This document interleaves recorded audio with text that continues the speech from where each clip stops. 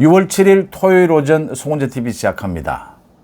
이재명 정권이 조기 대선이어서 사전 준비할 시간이 없다. 인수위를 구성하지도 못한다. 선거가 결과가 나오고 난 다음에 곧바로 대통령에 취임을 해야 되는 것 때문에 예상이 됐던 부분이긴 하지만 이 시작부터 대혼란을 겪고 있습니다. 이재명의 사법 리스크 때문에 이게 선거에서 이재명이 당선이 되면 많이 우려가 됐던 부분입니다. 이런 것들이 이제 현실로 드러나고 있습니다. 이제 대선이 지난 지 나흘째인데 모든 것이 혼란스럽습니다. 그래서 지금 민주당이 하고 있는 것을 보면, 이재명이 하고 있는 것을 보면 자기 방탄밖에는 하는 일이 없다 라는 것입니다. 하나 둘씩 짚어보겠습니다. 그러니까 나흘째여서 벌써 그렇게 진단할 필요가 있느냐라고 할 수도 있지만, 이게 처음 시작부터 이재명의 사법 리스크라든지 미국과의 갈등, 이런 부분들은 이걸 피할 수 없는 것입니다. 먼저 트럼프 대통령과 어제 겨우 통화를 했습니다. 이제 매달리다시피 해서 이 미국과는 당일 곧바로 통화를 합니다. 그런데 사흘째 어제 겨우 이제 매달리다시피 해서 이 통화를 했는데, 통화 이 시간도 20분에, 고작 20분에 불과합니다. 통역 시간을 빼면 인사말하고 끝났다라고 하는 이야기입니다. 서로 축하한다, 축하 이렇게 하고 이제 미국 한번 방문해라 이렇게 인사치레하고 끝난 것입니다. 트럼프 대통령이 던지는 메시지는 분명한 겁니다. 이재명의 방향을 알고 있다. 친중국이고 친북한이다. 알고 있다. 그래서 지금 거기에다가 이재명의 대북 송금 재판입니다. 이 대북 송금은 유엔 제재가 기다리고 있습니다. 그래서 이게 유죄 판결이 나면 이재명은 미국을 방문할 수도 없습니다. 트럼프가 이런 부분들에 대해서 제동을 걸고 있는 겁니다. 이재명이 실용 외교를 이야기를 합니다. 실용 외교가 필요하죠. 그런데 실용 외교는 가치와 기본이 탄탄할 경우에 실용 외교가 꽃을 피울 수가 있습니다. 그런데 이재명처럼 확실하게 친중국, 친북, 친러시아 이렇게 되어 있는 상황에서는 곧 있을 나토 정상회담에도 이재명이 참석을 하느냐 하지 않느냐 지금 고민을 하고 있습니다. 중국과 러시아 눈치를 보고 있는 겁니다. 이걸 모두 트럼프 미국 대통령은 읽고 있는 겁니다. 그래서 이재명은 겉으로 실용 외교를 외쳐도 이게 자신의 기본과 이 가치가 정확하지 못한 경우에 이 실용 외교를 외치는 것은 거짓말로 보일 수가 있습니다. 임시 방편으로 보일 수가 있습니다. 신뢰가 무너지게 되는 것이죠. 오히려 트럼프 대통령은 이걸 다 꿰뚫고 있는 겁니다. 그래서 사흘 동안 사실은 이 전화를 안 한 겁니다. 전화를 해달라고 하는데도, 통화를 하자라고 하는데도. 그리고 마지못해서 이제 중국과 미국과의 지금 긴장 관계도 있으니까, 또 혈맹이니까 한국과는 통화는 하지 않을 수 없으니까 3일 만에 형식적인 인사치레 이 통화만 한 겁니다. 즉 미국과의 관계, 일본과의 관계 모든 것이 이재명 정권에서 엇박자가 날 것이다라는 건, 굉장히 심각할 것이다라는 건 예측을 할 수가 있는 대목입니다. 그 다음 청와대로 다시 들어간다라고 하는데, 용산에서. 그리고 용산이 또 이 관사에 준비가 되어 있지 않고, 그러니까 이 전부 치우고 하다 보니까 이게 급하게 이루어지니까 그런 것이고, 비서실에 근무하는 사람들은 다시 이제 출근을 하고 있는 것이고, 지금부터 준비를 할 수밖에 없는 것이죠. 거기에 불평불만을 터뜨리는 이재명이 불평불만을 터뜨리는 이유는 지금 이 용산이 싫다, 관사가 싫다 이 이야기거든요. 윤석열 대통령이 있었던.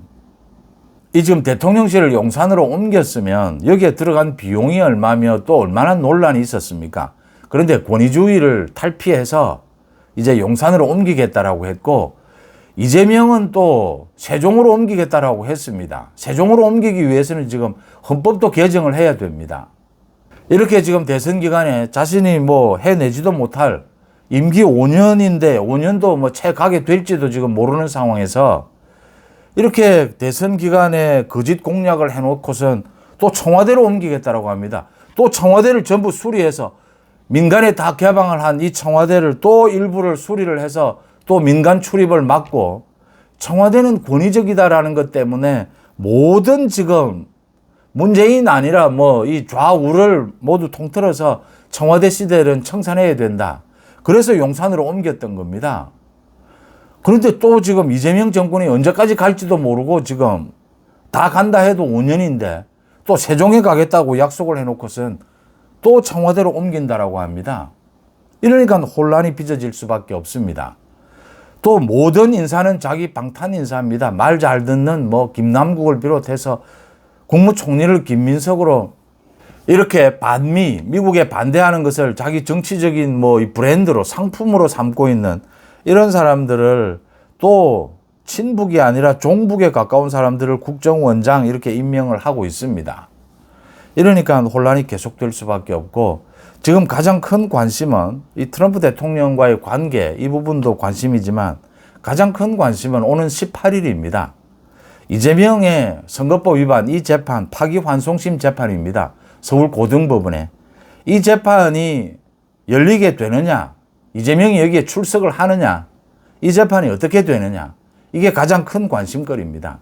그래서 지금 이재명이 자신의 방탄 인사, 방탄 입법 이것밖에는 하는 게 없습니다. 민주당 여론전에 나섰습니다. 뭐 이 재판 중단해야 된다라고 가전 논리를 갖다 대고 있습니다.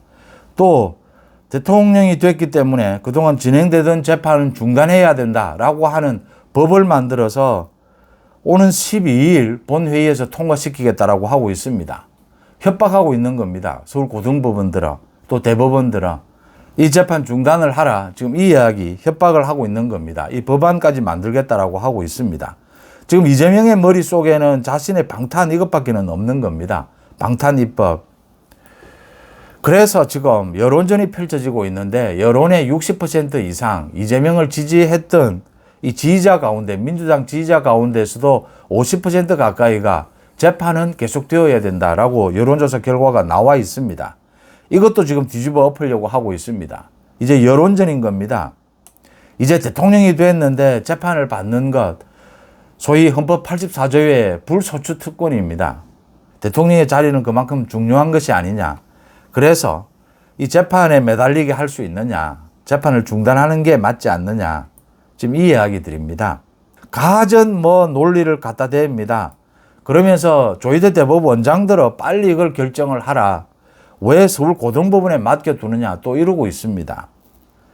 그러니까 헌법 84조를 이야기하고 선거법을 이야기합니다.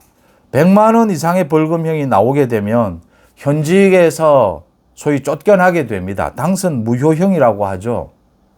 먼저 이재명이 자신이 거짓말한 것, 이 2심에서 무죄가 나왔습니다. 그래서 당연하다라고 했습니다. 자기는 지난 대선에서 거짓말하지 않았다라고 이야기하고 있습니다. 그렇게 당당하면 털면 되는 일입니다. 그렇게 당당하고 지금 대법원에서 파기환송심 결정한 게 잘못됐고 1심 결정, 징역 1년에 집행유예 2년이 잘못된 것이라면 당당하게 이 파기환송심 이 재판에 임하면 됩니다. 그러면 다 자기 혐의를 털 수 있습니다. 그런데 왜 임하지 못합니까? 벌금 100만 원 이상이 나올 것 같거든요. 당연히 지금 대법원에서 이 유죄 취지로 파기환송 결정을 한 겁니다. 이 재판을 중단시키지 않으면 지금 이재명이 대통령직을 계속할 수 없는 겁니다.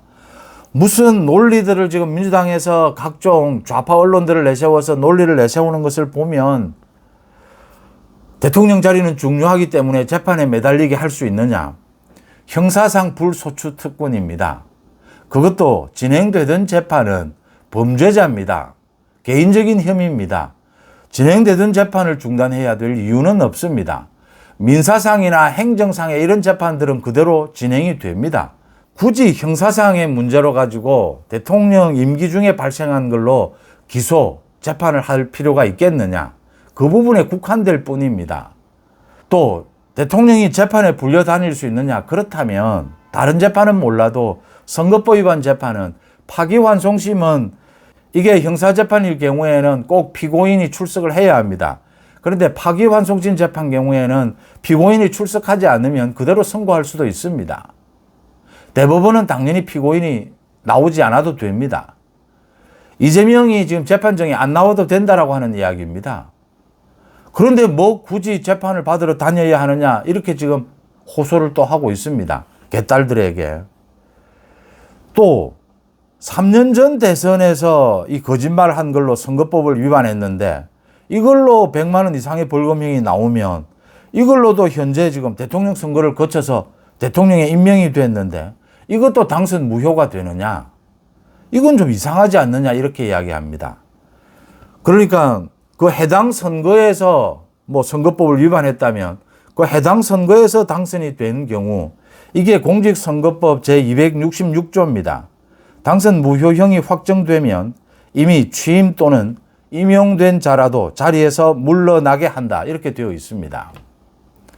그래서 다른 선거에서 거짓말을 했는데 지난 대통령 선거로 이제 국민들의 신임을 받았지 않느냐. 이걸로 100만 원 이상의 벌금형이 나오면 물러나야 되느냐. 이렇게 또 억지 주장을 합니다.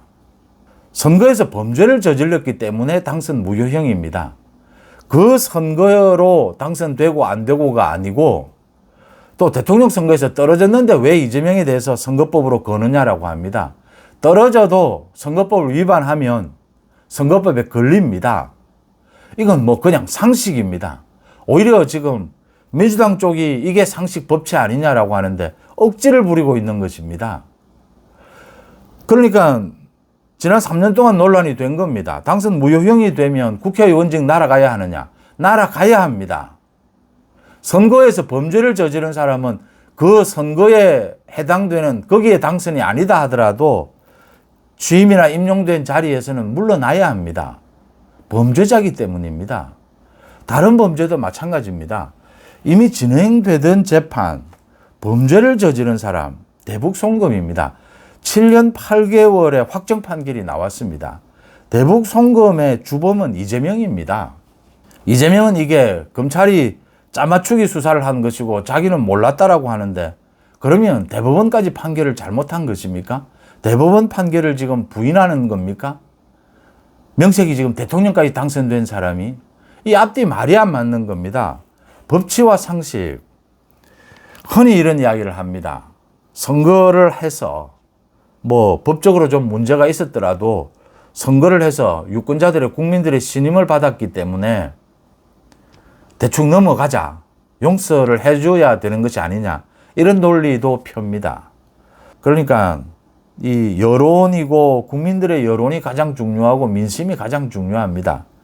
그런데 이제 별 큰 내용이 아닐 경우에는 이렇게 선거에서 재신임을 받게 되면 이 문제를 가지고 계속 왈가왈부하는 것이 좀 궁색해 보일 수도 있습니다. 그런데 법치주의는 기본적으로 국민들의 뜻에 따라서 삼권 분립, 법치주의를 우리가 헌법에 제정하고 만들어 놓은 겁니다.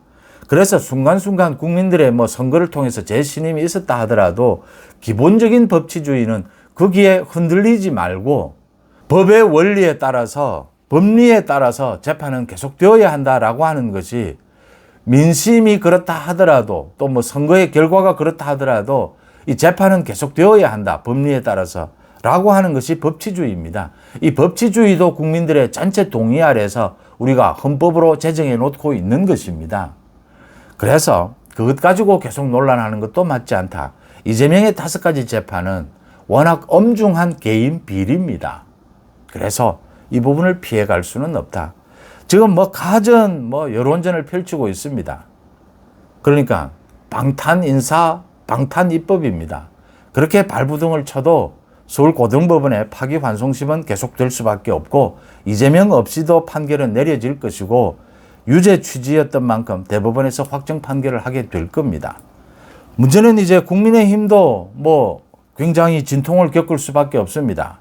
근데 국민의힘을 너무 뭐 완전히 무슨 대선에 졌다라고 해서 공격하는 것은 형평성에 맞지 않다라는 말씀도 드렸고요. 결국은 지금 뭐 옥신각신 하는데 16일 원내대표도 뽑겠다라고 하고 있고 지금 전당대회도 빨리 개최하는 것이 맞습니다. 조기 전당대회입니다. 그렇지 않고서는 이 혼란을 수습할 수 없다. 오히려 갈등이 더 불거진다. 그러니까 전당대회를 좀 미루어서 이게 갈등을 좀 수그러들게 할 수 있느냐, 아니면 전당대회를 오히려 일찍 하는 것이 이게 더 이익이냐, 서로 이렇게 비교 형량해 볼 필요가 있습니다. 지금의 사정으로 보면 일찍 하는 것이 오히려 더 낫다라고 보이고요. 결국은 당권은 김문수와 한동훈의 싸움이 아니겠느냐라고 보이는데, 한동훈은 이 당원들과 지지층의 신뢰를 잃었습니다. 많이 잃었습니다. 그래서 한동훈은 새로운 자기 입장이라든지 새로운 자세를 가다듬지 않으면 쉽지 않을 것이다. 지금 개혁을 내세우면서 이렇게 당권을 장악해 보려고 하는데 쉽지 않을 것이다. 당원들과 지지층의 선택을 받기는 어려울 것이다. 지난 후보 경선에서처럼. 김문수 후보 같은 경우에는 지금 대선 기간을 통해서 많이 신뢰를 회복했는데 이걸 계속 유지해 갈 수 있느냐라는 게 남아 있고요. 원내대표를 뽑는다라고 하는데, 원내대표는 그러니까 지금 이름을 정하기가 애매해서 친윤, 친한 이렇게 이야기하는데, 좀 객관적이고 중도고 좀 혁신적인 사람으로 원내대표는 뽑는 것이 맞지 않느냐. 그렇게 대선이 있고 나면 체제 정비를 하는 것입니다. 이걸 가지고는 너무 진흙탕 싸움이다, 너무 당권에만 매몰되어 있다, 이렇게 공격하면 민주당도 원내대표 경선하고 당대표 경선합니다. 쇄신해야 되고 개혁해야 되죠. 그런데 올해 이제 선거가 지나고 나면 책임론이 나오게 되고, 당권을 겨냥해서 원내대표를 겨냥해서 책임론을 또 각색도 하게 되는 것이죠, 정치인들이. 그런 정도로 볼 것이지, 국민의힘이 잘한다라고 절대 볼 수는 없지만, 개혁해야 되지만 너무 심하게 국민의힘을 공격할 이유는 없다.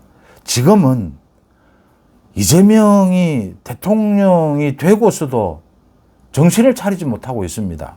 어쩔 수 없는 일입니다. 미국과의 관계도 마찬가지고 자신의 사법 리스크 재판도 마찬가지고, 지금 또 어떻게 될지 모르는데 청와대로 왜 옮긴다라고 합니까? 용산 대통령실을 사용하고 있다가 자기 말대로 지금 세종으로 옮기든지 어떻게 될지 모르는 상황인데, 청와대에서 나오자라는 것은 민주당 쪽도 계속 지난 20년 가까이 주장해 왔던 것이고, 그래서 윤석열 정부에서 용산으로 옮겼던 겁니다. 이걸 또 청와대로 다시 가서 또 혼란만 빚어질 뿐이다라는 점을 짚어둡니다. 6월 7일 아침 송은재TV 마칩니다. 고맙습니다.